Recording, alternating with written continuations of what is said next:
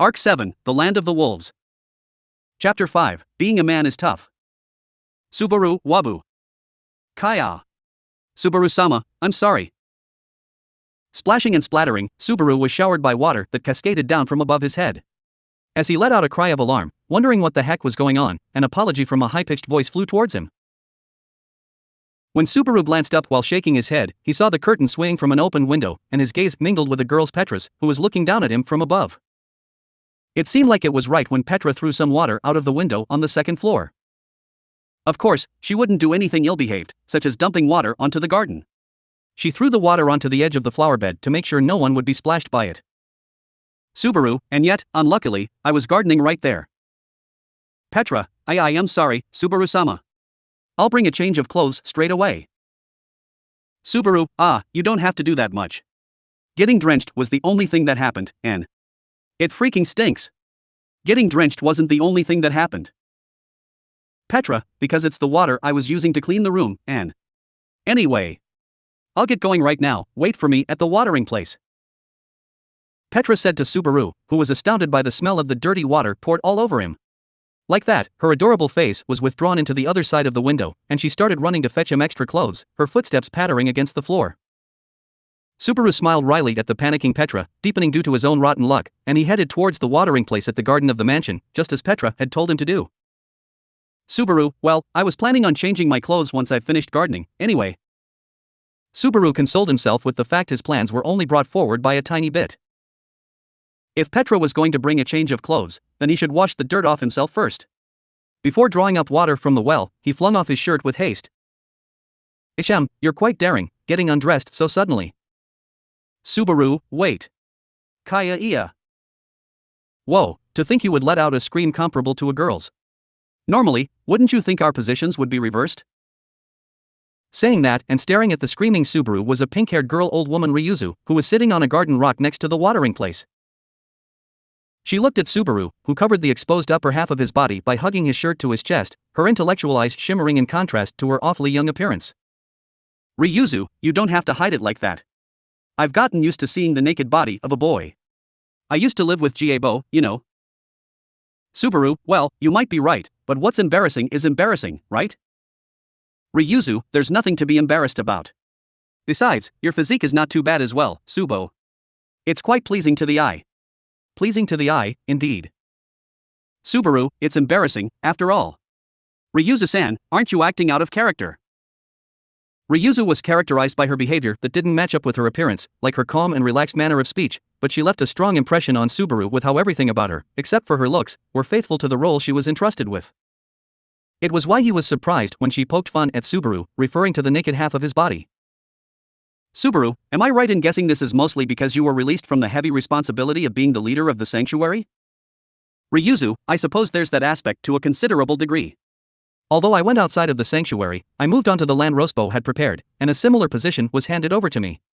So, if I would ask myself if a load was lifted off my shoulders, then Ryuzu said, directing her narrowed eyes behind her towards the mansion. Specifically, she wasn't looking at the mansion, but she was looking at the people living inside of it. To be even more specific, she was probably gazing at the siblings consisting of an older sister and younger brother, who she both loved as if they were her own grandchildren. With the reconciliation between Garfield and Frederica having been finished, Garfield was also freed from the cross he had been bearing for ages. Though, Subaru was surprised he turned into a brat that was mischievous beyond his expectations, as a result of being freed from his burdens. Subaru, do you feel lonely, living separately from Garfield and Frederica? Ryuzu, NN. What got into you all of a sudden? Subaru, was it too sudden? But, I thought about it. Of course, it would be a great help if they stayed in the mansion together for Emilia-tan's royal selection. But Ryuzu, it can't be helped. In order to live in the mansion, there are many problems for me, of course, and also for the other clones. My sisters. I don't think we can be of use as well. Subaru. Ryuzu answered him with a small laugh, and Subaru closed his mouth as he heard her speak. I wasn't talking about being useful or useless, the emotional side of Subaru wanted to shout. However, the details of this couldn't be reasoned with anything like a child's tantrum. In the current Roswell mansion, the people who were permitted to stay were only those that actively took on a role and could fulfill their responsibilities. During times like these, it was necessary to have severe regulations to that extent. Subaru, still, Garfield is 14. He's still a kid. Ryuzu. You're a kind one. Are you worried about Jiebo? Subaru, well, yeah. When I myself was 14, I was an immature, stupid brat. Even now, the stupid brat part hasn't changed, but I used to be worse. To the point I would be fed up with myself, because I think I wouldn't even be able to do anything if I got separated from my parents. Of course, in direct opposition to the norm in this world, Subaru had experienced a loose and lenient daily life, something peaceful that was as good as being rocked from side to side in a cradle. Garfield was 14 years old. Even if he was around the age of a middle schooler, it didn't apply to this world, and Garfield was far more mature than when Subaru was his age. Even so, Subaru, what others did for you, could also be done for them as well, is what I think. Ryuzu, Fufu, let me rephrase what I said. Not only are you kind, but you're soft and green, too. Subaru, I know a famous passage of writing that says men should not only be strong, but also be kind. Ha! Going by this logic, I'm not a man because I'm not strong. What am I? Seeing Subaru unable to defend himself from what he had brought upon himself, the sound of laughter rumbled in Ryuzu's throat. Subaru thought of her reaction as something unexpected, and she wiped the corners of her eyes with a finger, saying, sorry. Ryuzu, I understand what you want to say. I'll drop by from time to time to make sure Jiebo and Frederica won't feel lonely. Is that alright? Subaru, sorry. It probably seemed like an outsider was pestering you about it. Ryuzu, you have nothing to apologize for. It's just, if it's about a very young child, who hadn't reached the age of maturity yet, leaving their parents, there's someone younger than Jiebo in this mansion, isn't there? Subaru, are you? Right after Subaru made a guess about who Ryuzu was referring to, a set of footsteps approached them. When he and Ryuzu turned their eyes to the direction of the sound, they saw Petra running towards them. Petra held a pair of extra clothes for Subaru in her hands, calling out, Subaru-sama, as she rushed over to him, seemingly full of energy. However, she stopped immediately before setting foot on the watering place. Petra, wa. Kia. Subaru. Why are you naked? Subaru, shoot. I was planning on bathing, but I got too focused in this deep conversation. Petra blushed, commenting on Subaru's half-naked body while covering her face with both her hands. However, she was staring at him from the space between the fingers that hid her face, with Subaru noting it as a common turn of events, something he often saw in mediums such as anime and manga. Even Petra's ears were a bright red color as she cried out, wah, rather excitedly. Subaru, look, Ryuzu-san. This is what you call an adolescent girl's cute reaction. Ryuzu, you're being fairly greedy, telling me to act like that. It's no use even if I do that in the first place. I'm an elderly person. Subaru, you don't really feel like an elderly person, aside from your mature way of speaking. Responding to Ryuzu's easygoing voice, Subaru heaved up a pail of water from the well. He then dumped the ice-cold water onto his head, exclaiming, ack. Cold. Subaru, anyway, that reaction of yours is pretty adult-like for your age, Petra. Petra, Subaru-sama, you're still treating me like a child, aren't you? I'm just saying, but I recently became 13 years old. A 1-year difference with Garsan. Subaru, even if it had to do with their birthdays, the fact that there's a 1-year difference between Petra and Garfield feels kinda amusing to me. There was Garfield, whose combat strength and appearance didn't really seem like a 14-year-old's, yet his personality did. Then there was Petra, who was like a bud that was gradually trying to bloom into a flower, retaining her young and adorable looks. It was the natural course of things because time flew by and it couldn't be stopped either, but the concept of growth was a precious notion. Subaru, 18, and Emiliatan and Biko don't go through any changes in their appearance. In that regard, I feel a great amount of potential from Petra. Ryuzu, Subo. Is it alright for a teenager to look at things from a perspective like that? Subaru, even if you tell me that. Oh, thanks for the extra clothes, Petra. They fell out of your hands while you were staring at me, though. Shaking his head to get the water out of his hair, Subaru picked up the shirt discarded by Petra's feet, and wore it after brushing the specks of soil off it. Petra seemed to have realized she dropped his change of clothes just now, uttering a wah as she flushed at her own blunder. Petra, I'm sorry. I'm sorry about your extra clothes, and the water from before. Subaru, nah, it's just a cute little mistake. Setting the topic of my clothes aside, I got soaked because I was unlucky. And, because of that, I showed an unseemly side of myself to 2 maidens. Ryuzu, you counted me in as a maiden. Well, you're good at flirting with the elderly. Subaru laughed wryly at Ryuzu, who gave a slow shake of her head, her behavior the same as usual. After that, he gently patted Petra on the head, who was still reflecting upon herself, smiling at her with a, "It's okay. Subaru, everyone makes mistakes once in a while, and it's not like anyone got injured by it. There's no problem at all." Petra, yes, I understand. I'll make sure to write it in today's entry for my diary. Subaru, you're writing a diary? That's great. I'm the type of person that's good at keeping at it little by little every day, but my diaries never last no matter what I do. He was able to make his daily workouts and jogging into a habit for every single day, but strangely enough, his diaries didn't last long. He thought it was possibly because the contents of what he wrote every day weren't consistent. Adding to that, his days of truancy were monotonous and boring, so he had nothing to write back then. Subaru, though, my Biko lovely diary is still ongoing. Petra, are you going to show it to Beatrice John later? Subaru, yeah, I want to show off how much I'm spoiling her with tenderness on a daily basis to her. Not only that, but Beatrice's reactions were dramatic and adorable. If it meant being affectionate towards Biko, then Subaru would gladly challenge himself to overcome his own weakness of not being able to continue writing his diaries. Anyhow, Petra, so, what were you two talking about? Subaru, just some idle talk? Something like, aren't you lonely to be separated from Garfield, and stuff like that.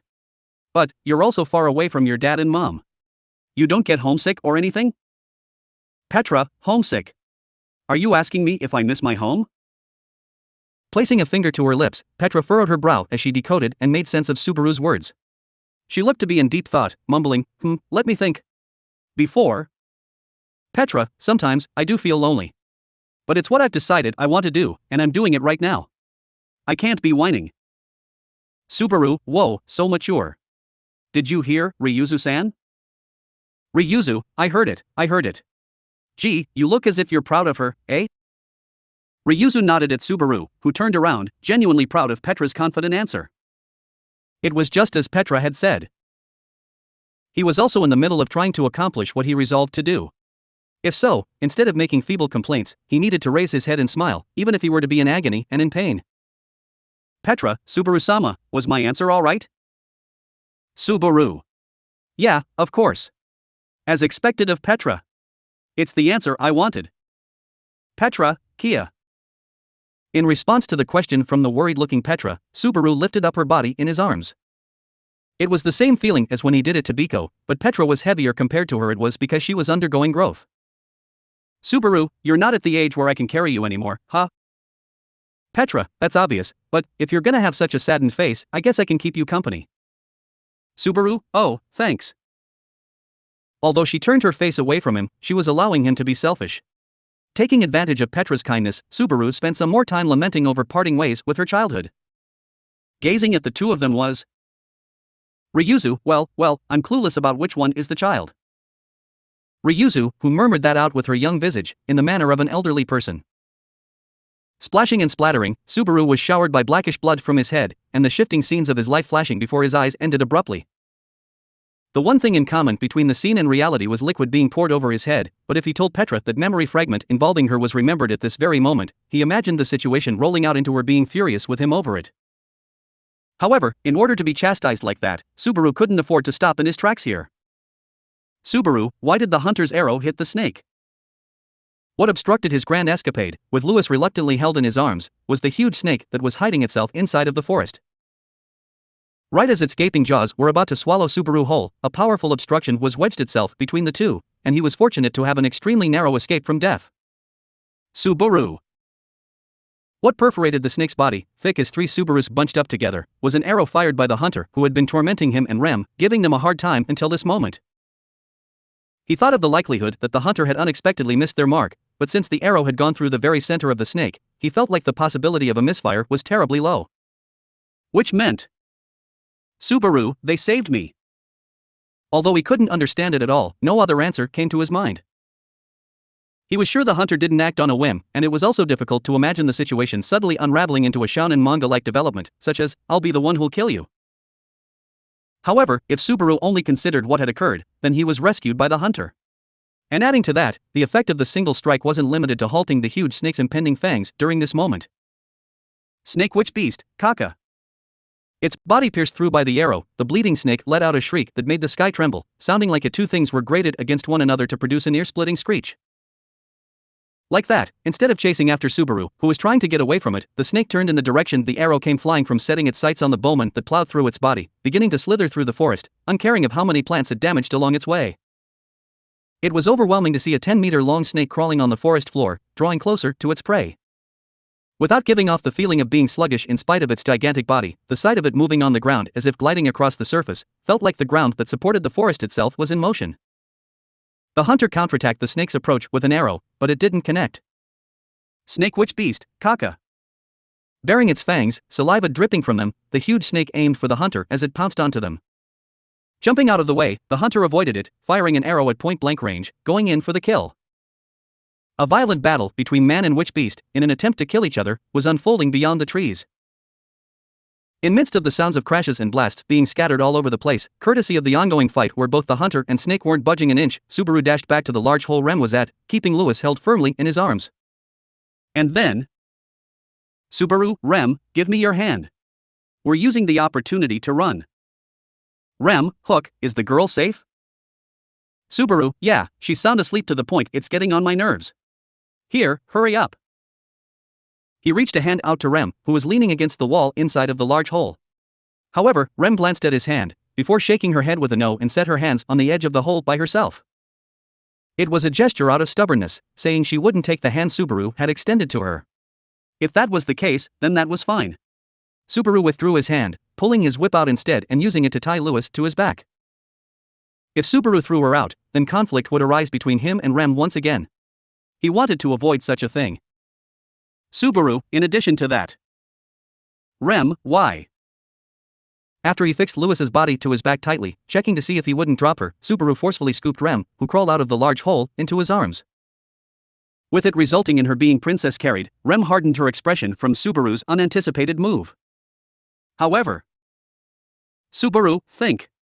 Me or the hunter or the snake, which one is more preferable right now? Rem, if I could communicate with it, then it's the snake.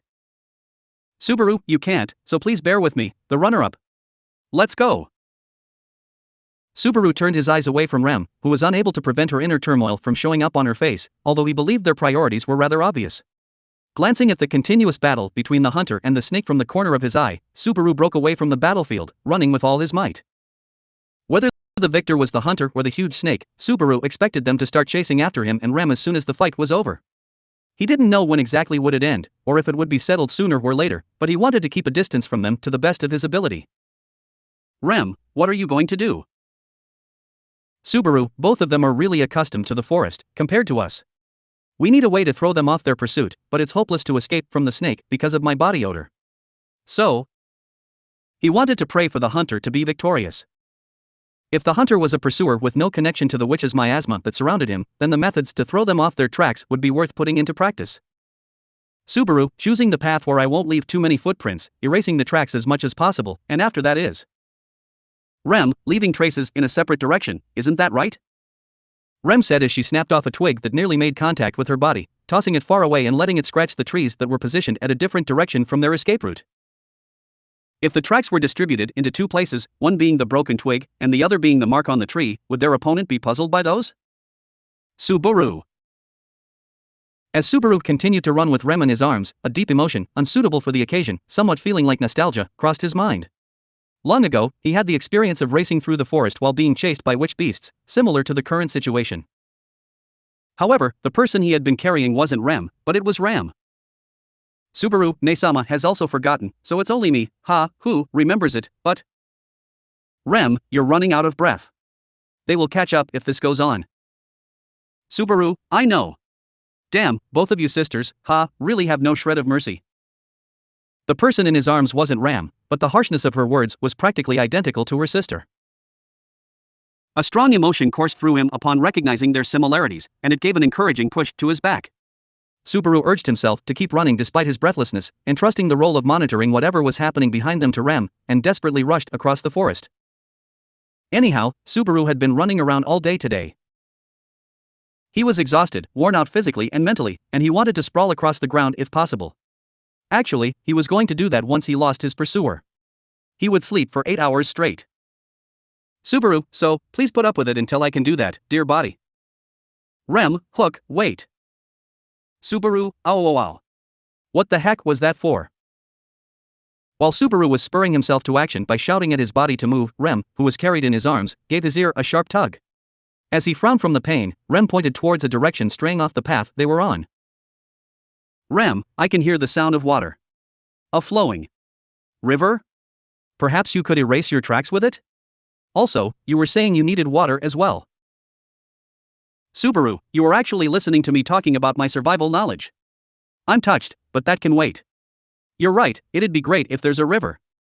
If we cross the river for the time being, they surely can't chase after us without any difficulty. Unfortunately, the sound of running water wasn't audible to Subaru due to the bothersome noise caused by his rapid heartbeat and breathing, but he had no reason to doubt Rem's hearing at this place during this time. Obeying Rem, who pointed her finger towards the direction, saying that way, Subaru changed courses, dashing through the forest while he searched for the river. And then, as he passed by the clump of trees and leapt over the patches of grass, just as the road opened up into Subaru, a river, but the moment the forest cleared up and his field of view was broadened, Subaru was finally able to hear the sound of running water at a tremendous volume. Yes, a tremendous volume. Of course a sound like that would reach his ears, since its source was a great river. As far as Subaru and Rem could see, gazing down at it, the water was gushing down a cliff nearly 10 meters tall. Rem, no matter how you look at it, this is. Inside of his arms, Rem stifled a gasp, gazing at the humongous river below them. Taking the raging momentum of the water and the height of the cliff into account, it was natural for her to be dismayed at the sight. She was probably also reproaching herself for leading them here, all because she relied on her instincts.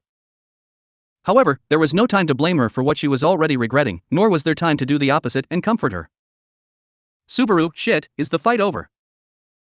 From the forest behind him, a distant, ferocious roar thundered into the sky. It sounded like the cry of the huge snake, brimming with some sort of emotion. Whether it was a sign of victory or a sign of defeat, the one who survived would come after Subaru and Rem. Subaru, before that happens, we gotta. Rem, leave me. As Subaru thought about the need to depart from the area, Rem, still held close to his chest area, declared that. Hearing her strained voice, Subaru blew out a short breath, and Subaru, at? Rem, leave me. It's my fault I made you take an unnecessary detour. A single moment can't be lost. I will try to tie down the enemy in one way or another, so. Subaru, don't be ridiculous. Leaving you is something I can't. Rem, then, what the hell are you going to do? How can you, who brought a child and a woman who can't move her legs, out of breath and your knees shaking, do anything more than this? Subaru. Rem snapped at him in close proximity, her face flushing with anger. It wasn't as if Subaru was overwhelmed by the intensity of her words, but he was unable to make an immediate retort. Subaru wasn't smart enough to instantly propose an alternative plan upon being asked. However, because he wasn't smart, he could come up with an answer that didn't require it. Subaru, no, that wouldn't do. I won't leave you here. Rem, that stubbornness of yours. Subaru, which one of us is being more stubborn, huh? I understand you feel responsible for it. But, you're demonstrating your sense of responsibility at the wrong place in the wrong time. I can't just leave you behind. Rem, wah. Subaru, it's meaningless if you aren't there with me. If you're going to die, it's better if I died instead. What can I do to make you understand it? Subaru spoke his mind earnestly, trying to withdraw Rem's idea from the table. His words came from his heart. Of course, Subaru didn't want to die as well. Even if return by death granted him an opportunity, he didn't want to die. That's why it was only about being stuck in a dilemma, seeking out the best option between the worst choice and the most unwanted choice. Even so, Subaru, I'll pick the method that won't get either of us killed. Rem, what are you going to do about that girl on your back? Subaru, I would like to use her as bait if I were allowed to, but it's going to be a problem getting complaints directed at me for doing so. So, for now, I'll be on the run while also bringing her with me. Anyway, it was getting under his skin with how Lewis was always getting caught in the problems between him and Rem. However, if he threw Lewis out right now, his relationship with Rem would be damaged beyond repair. That choice was off the table. That's why, no matter how loathsome she was, Subaru couldn't abandon her. Rem. Listening to Subaru's words that came from his resolute will, Rem lightened her eyes, falling silent. Even now, Subaru could catch a glimpse of Rem's inner conflict, unable to comprehend how she should judge him, who was engulfed in a wicked scent that she couldn't bear to take in. Keeping her uncertain expression in the corner of his eye, Subaru surveyed his surroundings, searching for an escape route. However, a path leading to their survival wasn't something that could be found so conveniently. Subaru could see that the situation provided enough of a reason for Rem to start telling him to use her as a decoy. If so, the remaining option was Subaru, to fly. Rem, wah. Wait. That's what you call being reckless. Do you understand the situation we're in? Subaru, there's me, who's exhausted from the weight strapped against my back, who's carrying Rem who can't move her legs, who has 3 of my fingers broken, and whose ribcage is in a state that's a bit suspicious. Rem, about your fingers. Anyway. It's absurd to try something like that in your condition. From this height. The moment you jump in, you're only going to fall unconscious and drown. Pointing at the gigantic river below them, Rem stated her realistic disagreements to Subaru's plan. The height was 10 meters, and they were in a position where the injured person had to look after 2 people who couldn't even move around properly. If they had to somehow reach the opposite bank while braving through the violent waters, it was natural to think of it as a suicidal act. Subaru, but it's not suicide. Even if it was, when we die, we'll die together. Rem, absolutely not. Subaru, yow. Rem gave him a splendid slap across his smile that showed his gleaming teeth. His neck twisted to the side from the power put into the blow, and while he uttered a ow ow, the cheek where he had gotten slapped reddening in color, and Subaru, I got it. Since you're saying that, I won't die. Rem. Subaru, I'm the one who will grant your wish. Because, I'm your hero. Hearing his words, Rem stared at him, wide-eyed. It wasn't because her memories had unconsciously throbbed, but it was out of surprise at the fact that Subaru had shamelessly repeated the same, untrustworthy declaration he had made right after she awakened, without learning from the disaster it resulted in. But, that was all right. He didn't necessarily want to make Rem listen to what he said just now. All he wanted to do was to cast a spell on the man reflected in Rem's light blue eyes, who concealed his patheticness behind a bluff. Subaru, hold on tight. Subaru exhaled as he said that, sensing danger drawing near them. Rem was attempting to resist even as of now, but Subaru had already pushed off against the ground with his feet, while he was carefully selecting the words to get her to stop. Bracing herself for the fall, Rem grabbed onto Subaru's clothes firmly with her hand. And then... Rem, I won't forgive you if you die. Ah, I can't die if you say so, Subaru laughed wryly as he gave a strong kick against the cliff. A column of water rose into the air from the impact, his body swallowed by a vicious force, and he spun around, round and round. Because he managed to plunge into the water feet first, he kept the damage he received from the fall to a minimum. However, its power was enough to cause him to receive minimal damage, and for Subaru, whose health bar was already in the red zone, he couldn't erase the impression that he had clenched his teeth and rode it out with his meager amount of willpower. Although, there was no need to erase it. Subaru, ga, bh. Without needing to wipe away such an impression, Subaru's whole body was soaking wet. He was tossed about by the rushing water's momentum, as if he was a towel being stirred inside of a washing machine.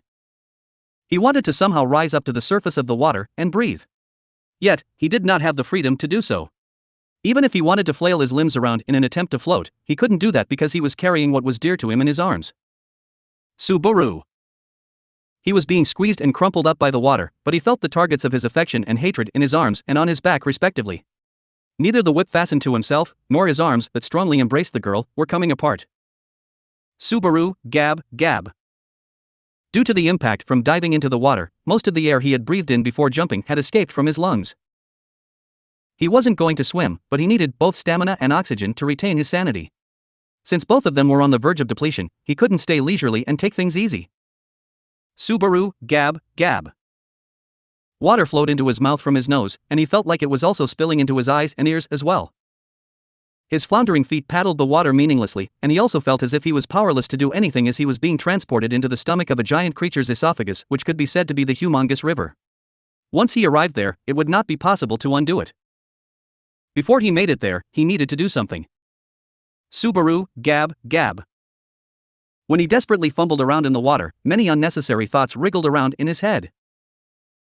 Just like how he remembered Petra and Ryuzu when he was showered with blood, just like how he remembered carrying Ram while he ran around the forest, many things crossed his mind. Are Amelia, Beatrice, Ram, and Meili safe? What are Julius, Anastasia, and Echidna doing? Everyone would feel at ease if Patrash was there. If Patrash was here, she would have rescued him. Saving and getting saved. He had repeated that cycle many times, and Rem was supposed to be the person he had repeated it with the most, but she broke his fingers. He didn't think of it until now, but he did a good job in not crying out, even though it really hurt. Well done. He didn't want to do anything dumb in front of Rem. In front of Amelia, in front of Beatrice, and in front of Petra and Garfield as well. Otto, Klein, and Frederica knew how pathetic he was, so it didn't matter with them. Things would take a wrong turn into something frightening if Roswell knew about it, so he needed to continue hiding it somehow. He needed to return to Pristella quickly, help the people who were in dire need of it, the royal selection, tomorrow, everyone.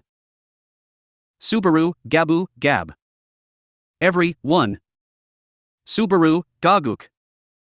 Reaching his hand out with all his might, Subaru pulled himself close to the branch he managed to grab onto. He took a hold of it with his left hand, and excruciating pain shot through his 3 crippled fingers, but he wasn't bothered by it.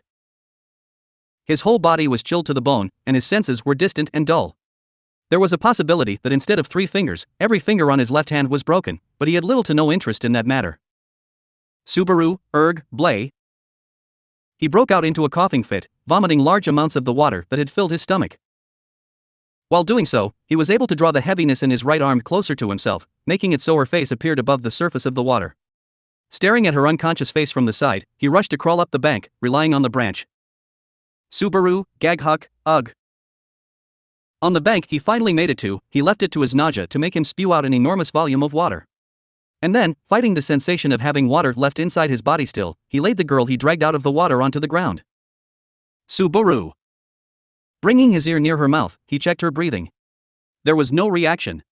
He bit his lip, pushing against her chest area with force, carrying out CPR on her. However, she didn't come back to life.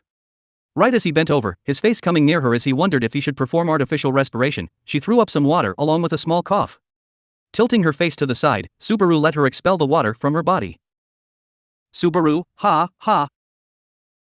Enduring the fatigue that spread across his entire body, he unfastened the whip he tied against himself, lowering the weight on his back. Perhaps the fact that she was unconscious from the beginning proved to be fortunate, as the lowered weight was letting out weak breaths. That meant everyone was safe. Subaru, Faye. His head swayed to the side, in midst of his dizziness, and he collapsed on the spot. He thought he had to somehow leave the bank and at least hide in the thickets and bushes, but his body wasn't listening to him at all. His stamina had been completely emptied. Unable to move a single finger, his consciousness gradually fell deep into the darkness. As if he had been trapped in an antlion's pit, descending into the dark, obscure world, forever and ever. What he wished for before he passed out, was for neither the hunter nor the snake, but for someone else to.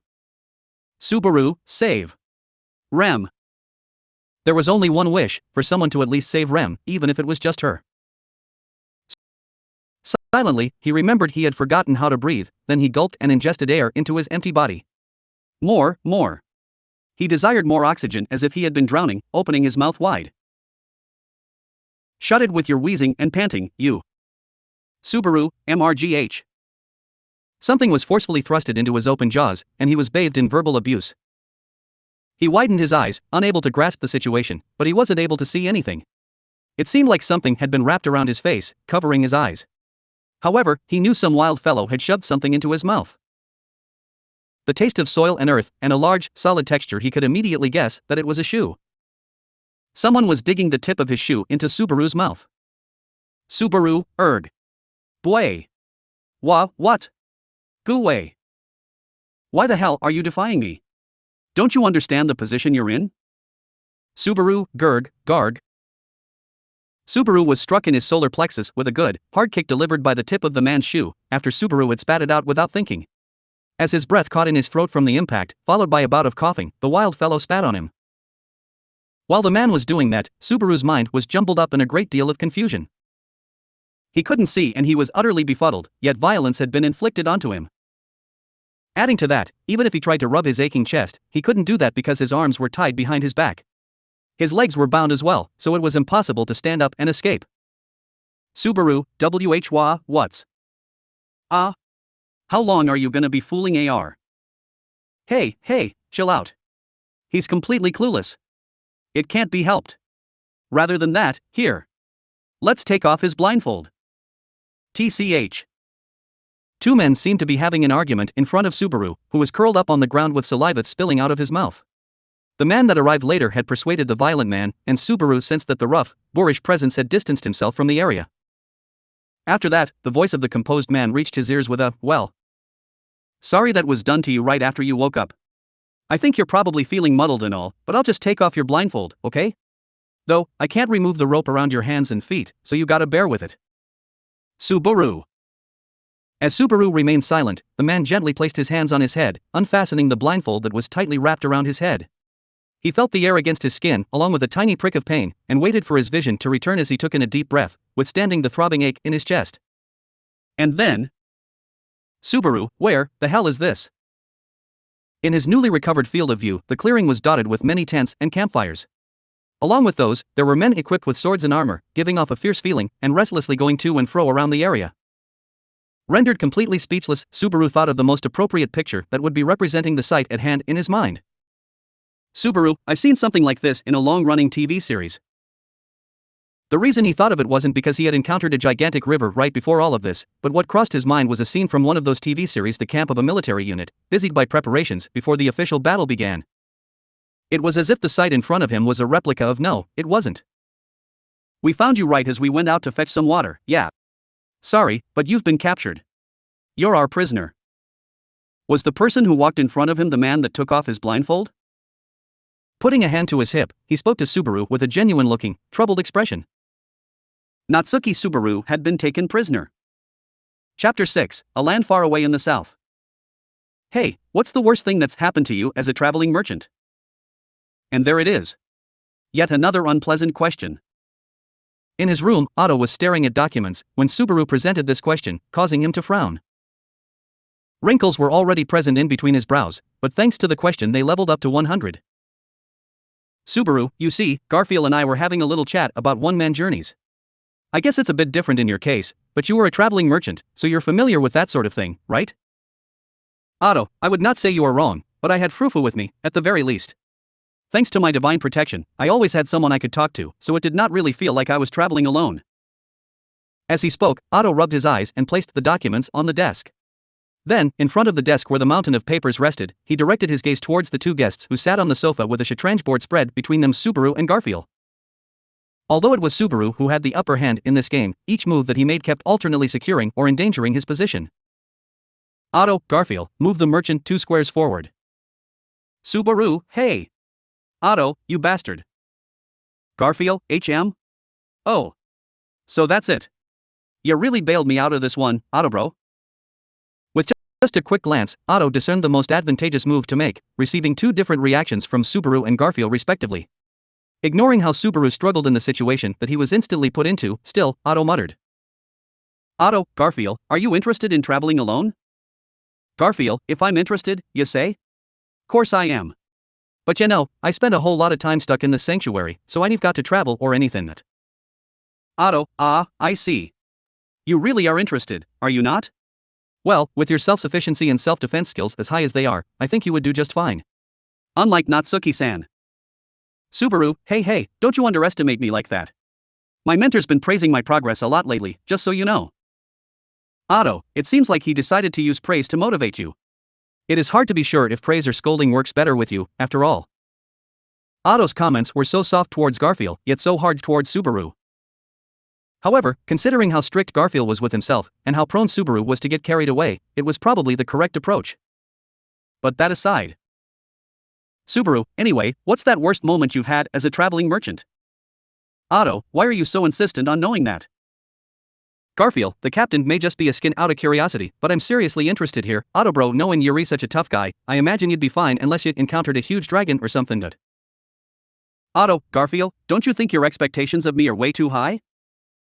It would take an emergency of such grandiosity to truly place Otto in a tight spot. Garfield's strong trust in Otto led him to harbor such conception, which was, albeit slightly exaggerated, not all that different from Subaru's assessment of Otto's crisis response capabilities. If one were to ask the members of the faction who the most dangerous person was, it was undoubted that they all would unanimously reply saying Otto's name. Subaru, well, I can't really see something like that happening anyway. Otto, what are you grumbling about? I have been in several risky situations during my life indeed, but I would say the worst one was that one time I was held captive by a certain dangerous group. Garfield, what you mean, dangerous guys? Were ya attacked by bandits or something? Otto. Well, something similar to that. They separated me from Frufu in my carriage, and then left me wrapped up in a mat, without any weapons or tools at hand, and so, I prepared myself to die. Otto murmured, a distant look on his eyes. As they listened, Subaru and Garfield turned to look at each other. The fear that he had experienced was surely no little matter. Otto's words carried a weight that was not typical of him. Garfield, a dead end, huh? Guess that's what it's like to be forsaken on the Deku Plateau, ain't it? Otto, it really was like that. If it were not for some kind people that happened to come across me by chance, I would have lost my life that day. And that, I will never forget. Subaru, I see.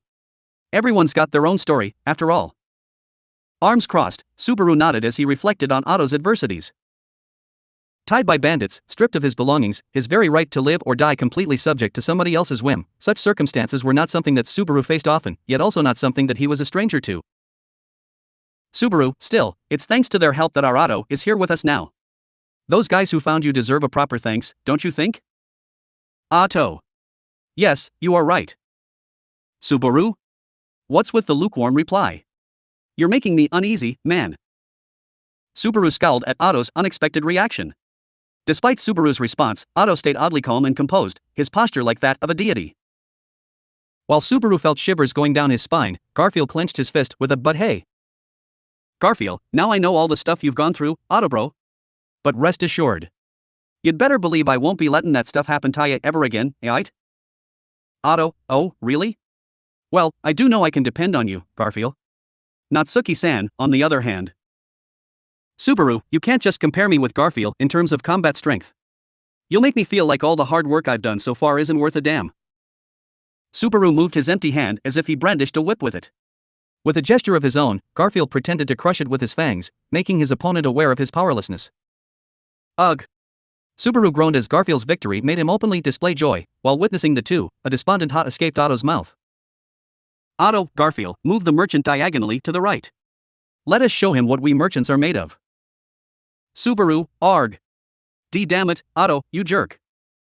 Garfield, HM? Oh. Look, it's a checkmate. Captain, what a weakling YR. Subaru, you didn't do it alone, though. Surrounding the Shatranj board, Subaru cried out along with his cornered army. From the moment the alliance between Garfield and Otto was formed, there was only one thing that he would be given the chance to do to retreat as he bawled like the sore loser he was. A prisoner of war. As soon as he heard those words, what coursed through Subaru's mind was the chatter of knights like those. He'd had his weapons and tools taken away from him along with his freedom, held captive by someone he did not know. It was pretty much like Otto had said, this was a natural situation to resign yourself to death. Subaru. The place where Subaru was being held captive looked quite like encampments raised for war that he'd seen in stuff like a taiga drama. He could see many a tent lined up, along with rows of armor and weapons waiting to be equipped. Men with a heavy atmosphere about them went by, and it seemed like their forces contained both humans and demi-humans. Subaru was sitting atop some solid ground, with nothing but a bare-bones curtain fixed at that place to ward off the wind. His hands were tied behind his back, and his feet were restrained as well, making him unable to move. However, to Subaru, what mattered a lot more was Subaru, Rem. There should have been a girl with me. What happened to her? Oh, so we tell you you're our prisoner of war, and the first thing that pops into your head are girls? Am I right to think that this means these girls are important to you? The man who'd been crouching down just before, namely, the young man who seemed to have stopped the violent man who'd shoved his shoe in Subaru's mouth, batted one of his eyes shut in response to his muted question. The youth had bright orange hair, and looked to be just a little older than Subaru. He was smiling quite amiably, but that didn't put him at ease, given that the situation was what it was. He wasn't clad in a full suit of armor per se, but since he was wearing some light garb as his armor, he was probably one of the warriors in the encampment as well. A warrior, not a knight. Subaru. He'd managed to somehow spend over a year in this other world, and several times he'd been blessed with the opportunities to eye the differences between warriors and knights. Of course they had differences in their positions or their influence, but there were visible differences between them, which weren't only those practical ones. Knights were glitzy, whereas warriors were coarse, not in the bad sense. They just differed in what was required. Of course, knights abounded in skill, yet they needed to be able to procure the reassurance of people's hearts. On that point, it was necessary for them to be noble of appearance. People like Julius or Reinhardt were testaments to this. On the flip side, what was needed from a warrior was only the strength to fight. Thus, the men gathered in this encampment were warriors, the youth in front of him was no exception either. Subaru, I'm going to ask you again. Where's the girl I was with? Orange-haired youth, so darn stubborn. Though, not like I dislike that. She's safe and sound. Both of them are full of vim and vigor. A little too full of, if you ask me. Subaru. For real. Subaru grabbed onto the youth's answer as the latter gave him a strained smile. He leaned forward so he could hear the answer he wanted to, however the youth pushed him back by the forehead, letting out a whoa there, preventing him from leaning any closer. Orange-haired youth, both your hands and feet are tied up.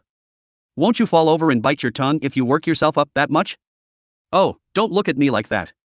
Both of them are safe and sound, I'm not lying. Subaru, both of them my ass, quit giving me half-assed answers. I'm happy so long as the blue-haired girl is safe and sound. Orange-haired youth, that's an awfully cruel answer, wouldn't you say? No word of exaggeration, those were his true feelings, however there'd probably be no point telling that to the youth. In any case, he would believe what the youth had said, for the time being. The next issue at hand was Subaru and Rem's position. Earlier, he'd said he'd taken Subaru as a prisoner of war. Subaru, I find it difficult to accept being a prisoner of war, but let's say I do, why am I being kept away from them? Orange-haired youth, if you want to see them, I'll let you do so afterwards. If you answer our questions honestly. Right now, those girls are in the slammer. Subaru, in jail. Why would you do that? The harsh conditions associated with that flashed through his mind straight after he heard the word slammer. However, as he tried to get more details about it, his 3 broken fingers on his left hand cried out in pain. Gah! Subaru saw stars in his eyes, making him clench his teeth. Behind him, the man sporting an eye patch over one of his eyes had stomped his shoe on his injured fingers, whereby his hands were tied behind his back. The man brutally stomped Subaru's broken fingers, and said, Man with an eye patch, if you were paying attention before, you're a guy who fucking lacks the self-awareness of being a prisoner. You just need to answer the questions you're asked, or am I wrong here? Huh? Orange-haired youth, Jamal, knock it off. You're gonna end up making him faint again. Jamal, really fucking boils my blood that he doesn't get the position he's in. So long as his neck and above are fine, he can talk. Anyways, if 3 of them are broken, what harm would there be in having 2 more? Orange-haired youth, Jamal. The man who'd given Subaru's hand a kick, Jamal leered at him wickedly as he declared that. But as he did, the youth abruptly called out his name in a hushed tone of voice. Hearing that caused Jamal's breath to hitch, and so, he reluctantly moved his foot away with an alright then. Subaru, guck. Jamal, TSK. You owe your thanks to Todd. Makes me wanna hurl. With the burden removed from his broken fingers, Subaru was able to breathe again, to which Jamal spat at him. And with that said and done, Jamal turned his back away and left the tent in a huff. When the sound of his footsteps was far off in the distance, the youth Todd gave his head a scratch. Todd, dear oh dear. I'm sorry about that. That Jamal dude is quite prickly. After all, it was his unit that found you people by the riverbank, but... Subaru, but... Todd, well, apparently the girl accompanying you put up quite the fight. The people in his unit were half-wrecked, and he, being the commander, lost face. Subaru, oh. Having now gotten a rough idea about what had happened, Subaru too wanted to hold his head in exasperation. This probably happened after Subaru had crawled up the riverbank and lost consciousness. Having woken up before him, Rem had given Jamal, along with his men, a beating when they turned up. That's why Jamal was in a foul mood. Rem would have looked like a sweet girl who couldn't move her legs at a glance, so there was no reason to blame Jamal and his men for having allowed her to get in the first strike. And even though there was no reason. Subaru, I hate that guy. Todd, haha, what a coincidence. I don't like him much either. That said, we're getting off topic. How are your fingers? Subaru, they're broken. Though the pain's gotten better. Even so, the tattoo of the pounding pain was relentless. Yet, Subaru firmly gritted his teeth together and shut out the weaknesses of groaning in pain for the time being. He would, time permitting, face the pain debt that would have accumulated up later. Right now, he had the things in front of him to face. Subaru, Todd, right? Todd, oh? So you were paying proper attention. Yeah, the name's Todd. And here's a question from your local Todd-san. I did say this before, but... Subaru, that I should answer honestly, I guess. What is it that you want to hear? In the end, he was nothing more than just the other-worlder Natsuki Subaru. He had no clue about anything like the means whereby he crossed worlds, nor did he unfortunately have the expertise to use knowledge cheats which were so conventional with Isekai stuff. Zip, zilch, nada. Made him cry when he really thought about it. Subaru, what can I, with that kind of lot in life, really answer for you? Todd, what sort of obsequious display is that? Anyways, it's a shot in the dark, but there's just one thing I'd like to ask you. Are you one of the Shudrak? Subaru, Shudrak? That was the imperious youth's Todd's question, but Subaru had never heard this word before. Nevertheless, as soon as Todd heard Subaru responding by flipping the question back at him, he brought one of his hands to his forehead and said, "Todd, see, I knew it.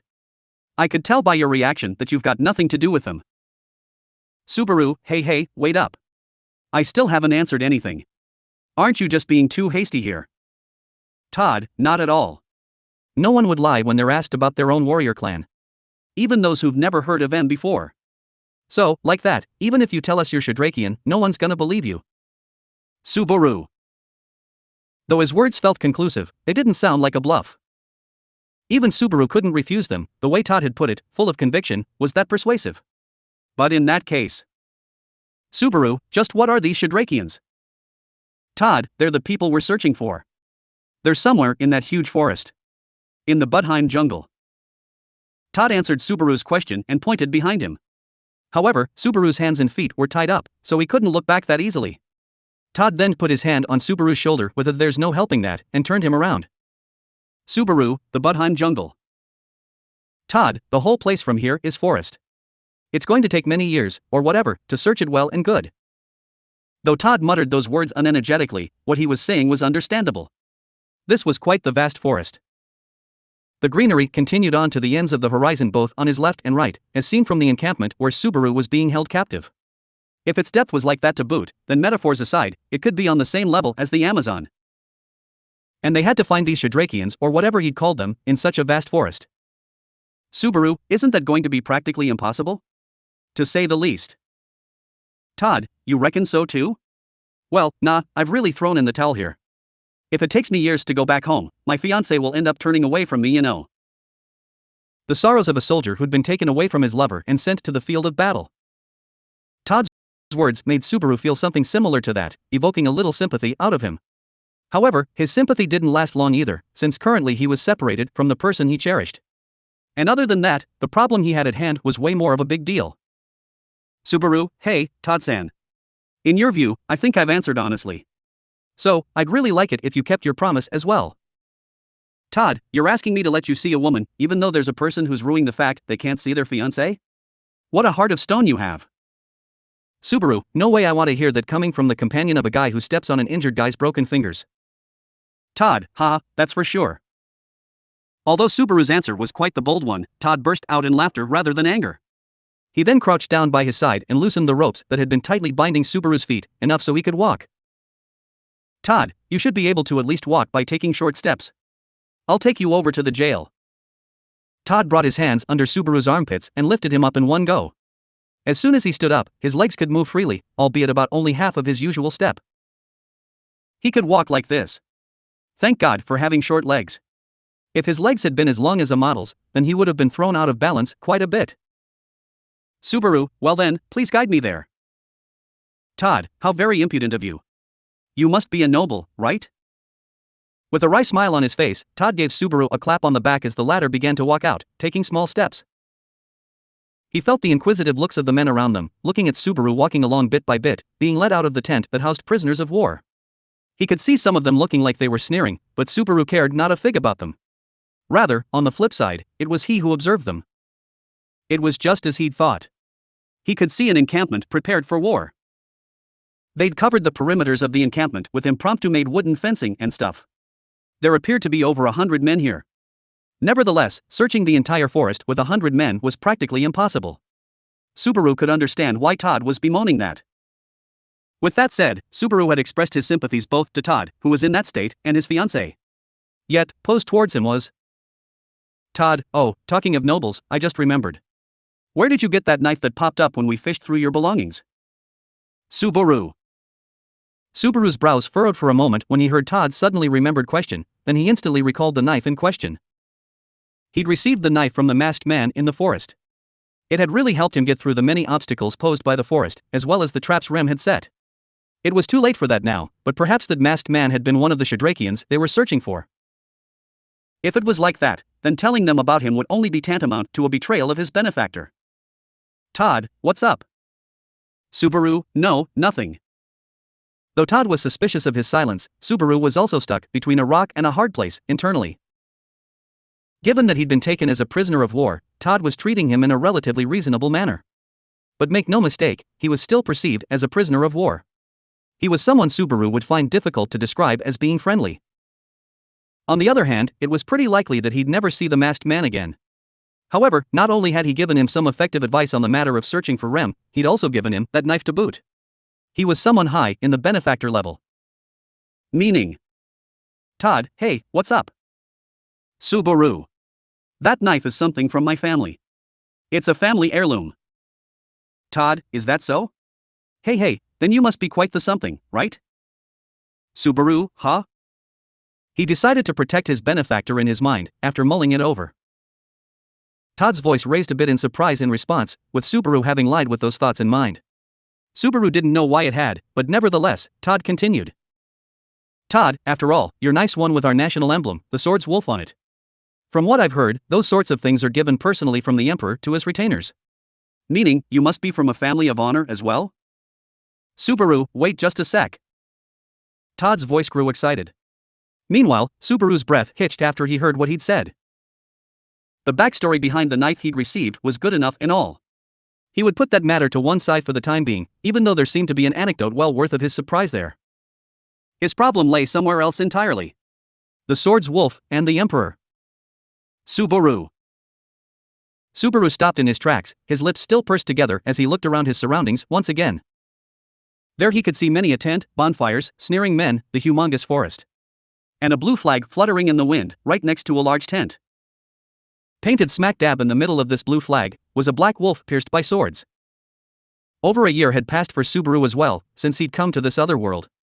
The opportunities in which he'd be introduced as Amelia's one and only knight were increasing, thus he was in the middle of studying stuff such as what passed as common knowledge in this world, such that he wouldn't sit cross-legged as an otherworlder forever. The fruits of his studies, along with this flag with the wolf being pierced the sword's wolf coincided. Namely, Subaru, the sacred Valachian Empire. The national emblem of the empire that bordered the south of the dragon kingdom of Ludunica. It was right now that Subaru first realized that they'd crossed the border between the kingdom and empire, having been hurled into a foreign country. The sacred Valachian Empire. That was the name of the land, no, the name of the country where Subaru was being held prisoner. The impression Subaru had towards Wallachia was, as a result of his Isekai studies, something like, it's like that in games or whatever, empires kinda tend to be like lairs of evil. Just like the kingdom of Ludunica, the Valachian Empire was one of the 4 great countries that conserved the balance of power in the world. It was the one that held the largest amount of land, holding its dominion over the south of the world map. Wallachia was blessed with richer soils compared to Gastico in the north and Kararaji in the west, along with fertile lands and a warm climate. Apparently, a system of the survival of the fittest had taken shape there, as if it were a matter of course. Many tribes and races were mixed in together, with the strong gaining everything and the weak parting with their possessions, the latter oppressed by the former. Such brutality went unpunished in the Valachian Empire. In other words, this was a land with people that had the worst compatibility possible for Natsuki Subaru.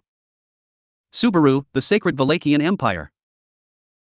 Those words slipped out from him without even realizing on the very moment he'd set his eyes on the flag swaying beside the tent.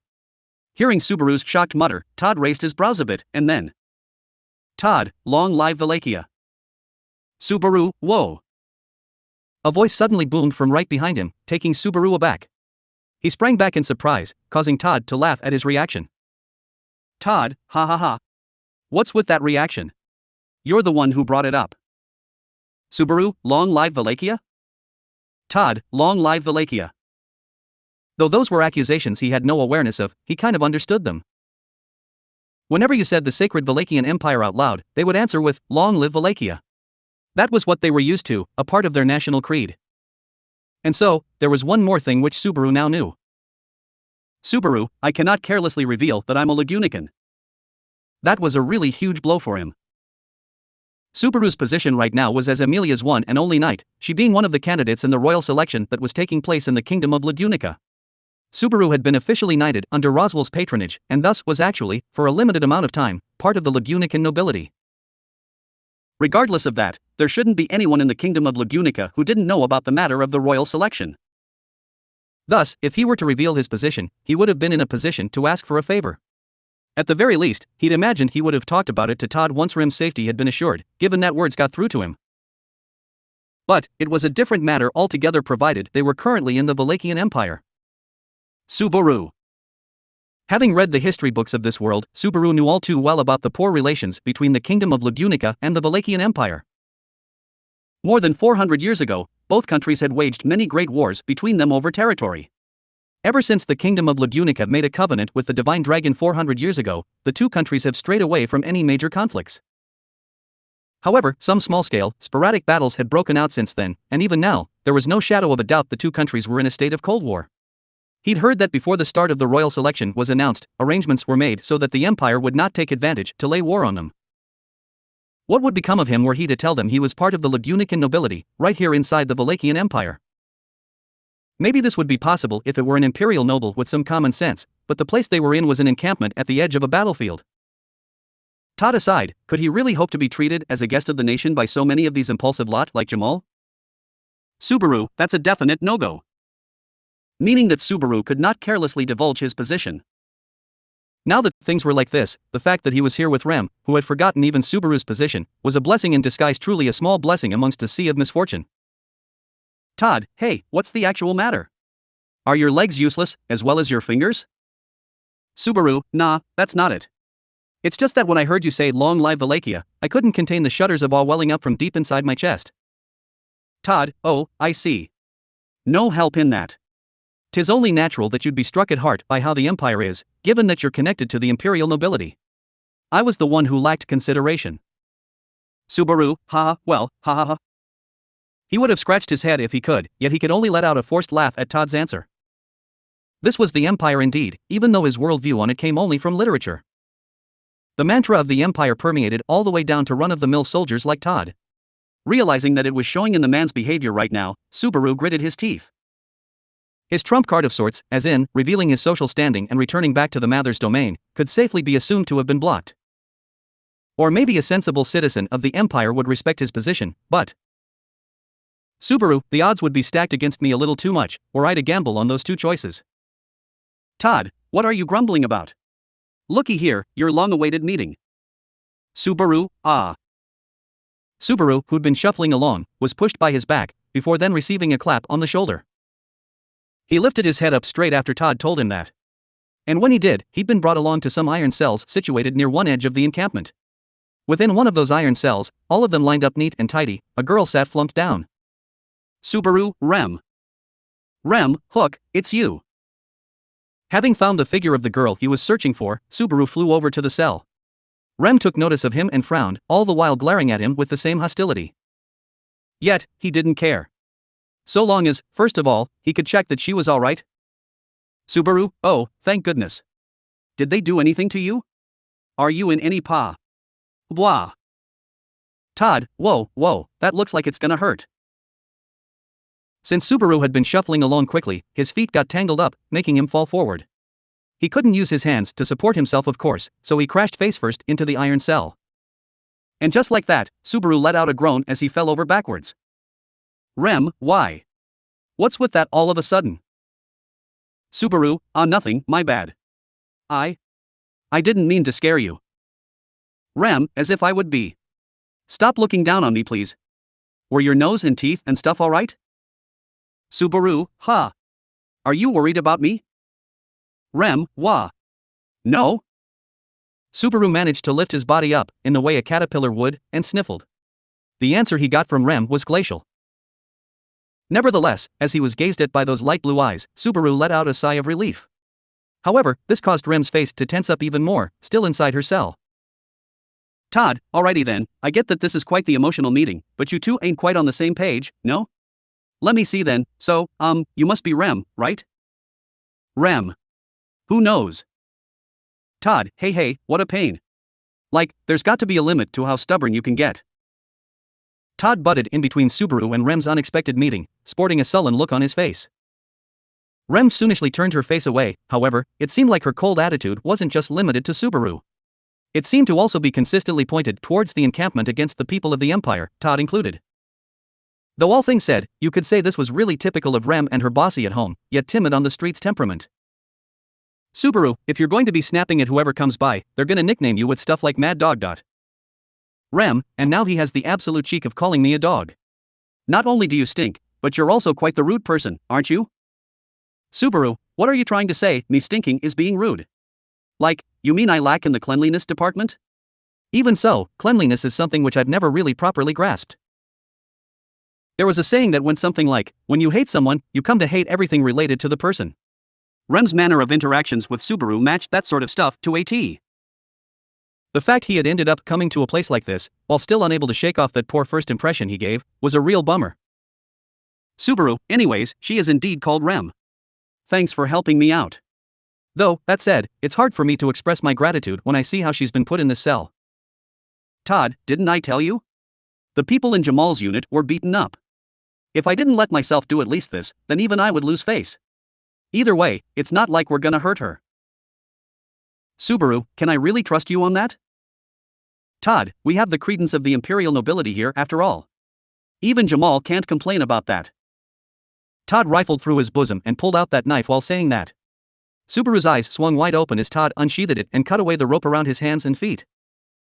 Feeling himself freed from his restraints, Subaru let out an exhale with an O. Subaru, you're just going to let me go? Todd, I want to say yeah, and take your girl wherever. But I can't. Subaru. Todd, don't give me such a scary look. It's not like I'm doing you a disservice. As you've gathered, we've prepared our ranks to fight the Shadrakians in the forest. But, it's not just us who've been deployed. If you wander around all willy-nilly, then you're gonna get captured by the guys at some other encampment. In other words, there were several encampments scattered around the land, waiting to raid the vast forest. Were Subaru and his party to carelessly intrude into another encampment, they would most likely be captured and questioned, just like it had happened here. But even worse. Subaru, with so many Jamals in these encampments, I might even be forced to eat another damn shoe. Todd, I don't mean to brag, but in the Imperial Army you'd be hard-pressed to find many like myself. I really dislike violence, so if there's a chance for dialogue, I'll always go with that first, you see. Rem, so we should expect most of them to be as abusive as that rude gentleman, is what you are saying? Todd, well, he did offend you, so he kinda deserves it, I guess. An intense hatred could be heard in Rem's voice as she firmly spoke. She could not bring herself to like Subaru either, but her first meeting with Jamal had been simply awful. Judging from the fact that Todd, despite knowing the situation, was not on Jamal's side either, it could be inferred that not even his allies could defend his actions. Subaru, Todd-san, I get that you're worried about our safety. But what should we do? Just like you, I really don't want to stay put until they're done raiding the forest. Todd, I know, plus we're gonna get shouted at if we let outsiders stay at our encampment for too long.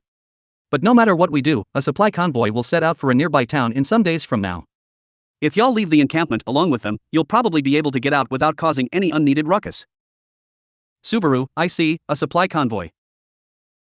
It was a no-brainer, you needed the appropriate amount of food and water to feed all of these people. There was no way they could provide that using the land around them, and so the units that brought in supplies were as important as the troops set out for combat. That's why Todd had recommended them to go with the people charged with providing such things for the encampments. Subaru, then is it okay if we depend on you for a little while longer? Todd, I reckon so. The battle shouldn't progress anytime soon. So just make sure you don't go near that damn Jamal. Unless you want to be forced to eat another shoe. Subaru, yeah, I really feel that. Rem, are you alright with his plan? Rem gave him no reply, her face still soonishly turned away from him. Nevertheless, she did not reject it to his face, so she probably didn't have any objections or alternatives in mind. He would just take it as being a cute act of defiance from her. Todd, you two have a weird relationship though. What sort of people are you? Subaru, you can think of us as wanderers or travelers. Rem's my beloved girl, and the other girl we were with is someone I don't know. Rem, you're still saying that stuff. Upon hearing Todd's question, Rem's distrust grew stronger. Subaru too thought he'd messed up, but on the other hand, he absolutely didn't want to recognize Lewis as being one of their companions. In all honesty, he'd be all for the Empire taking her from them. Subaru, which reminds me, she hasn't been thrown into a cell along with Rem. Where did she go? Rem. She was taken away for treatment. It seems she cut her forehead somewhere when we recklessly jumped into the river. Subaru, treatment. Treatment? Subaru reacted in astonishment when he heard Rem's answer, who diverted her gaze away. Then his expression turned serious, and he jumped towards the cell. Subaru, did you say treatment? Rem, what? Indeed I did. Or are you saying you don't want that girl you detest to even get treatment for her injuries? Subaru, you're not wrong there either, but that's not the issue. Hey, Todd-san. Where's that damned Lewis getting treated? Which tent? Subaru had turned around, making Todd react with a surprised wah in response to his threatening attitude. However, he did not understand the gravity of the situation one bit. Subaru grabbed him by the shoulders and asked once again, where is she? Todd, if she's receiving treatment, she'll be in that tent with a red flag. But what's going on with you so suddenly? Subaru, just like whatever, everyone's going to die. Subaru pushed Todd's shoulder away, the latter's eyes peeled wide open as the former hurried over to the tent with the red flag. Rem and Todd unconsciously exchanged looks with one another, seeing the vigor that drove Subaru. Todd, what the? Well, whatever, I'll go after him, but... Rem, please do. He's probably going to do something rash unless you stop him. Todd, though, why do you have to be the one to tell me that? Todd scratched his head and hurriedly went after Subaru as the latter rushed forward. And, as soon as she couldn't see Subaru anymore. Rem, like what the hell? That guy's just been acting as he pleases with me all this time. Rem muttered that under her breath. Subaru. And on the other hand, having heard what Todd had said earlier, Subaru was looking around, searching for the red tent. Hearing Lewis was receiving treatment, the worst possibility swept across Subaru's mind. Namely, the possibility that Lewis, who seemed to have lost her mind somehow, would turn back to normal with treatment and be re-established as one of the Sin Archbishops of Gluttony. In that case, both Subaru, and of course the amnesiac Rem, would not be able to contend with her. Even if Todd, Jamal, and the people of the Empire in this encampment got together, there would probably be many casualties. He wasn't going to let that happen. Impatience filled Subaru's mind, as if saying, that must never happen. Then, he turned towards a red tent that had caught his eyes and he quickly made his way over to it. Subaru, I'm sorry. Is there a vile golden-haired kid here? A. A golden bullet came hurtling out from the inside at terrific speed the moment he tried to open the tent's flap. True to its aim, it scored a direct hit under his nose right against the center of his body, causing both his consciousness and upper body to jolt unsteadily. And just like that, he fell down flat on his ass. As a result, he ended up putting down his left hand on the ground in an instant move. His left hand, where 3 of his fingers were broken. Subaru, GYHAAAA. Lewis, wah. Subaru's consciousness flickered from the fierce pain. Present was a demon, making merry, squealing happily while straddled over Subaru, who was writhing in agony. Lewis. She was still the same as the time when she'd woken Subaru up in that grassy plain. There was a smile plastered on her face, a smile that looked just like the very manifestation of innocent evil, as she snuggled up to his chest. He really wanted to brush her away, but his consciousness, scorching with pain, didn't let him do so. Subaru, GHKHA. Todd, whoa there, you used your left hand? Well, that's, pretty rough. But from what I can see, this girl looks back to her usual. Like, the wound on her forehead's been patched up too. Todd caught up to Subaru, who was writhing in agony, and gently lifted the happy Lewis up from his chest. Lewis flapped her arms and legs while letting out an awe, however, Todd paid her no heed. Just like Todd had said, there was a bandage wrapped around Lewis's head. It looked like they had given her some treatment for her forehead cut.